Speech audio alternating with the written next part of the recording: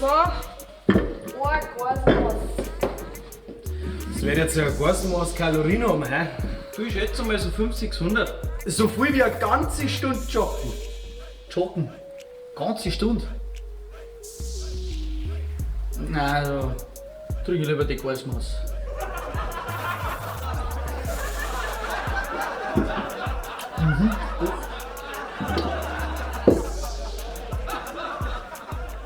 Sag mal, kannst du eigentlich gut umgehen mit Viecher? Ich? Froh mit Gegessen.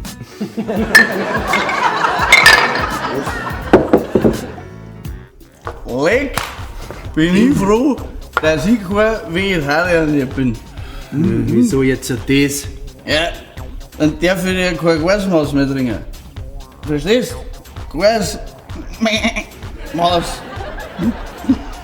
Um Gottes Willen.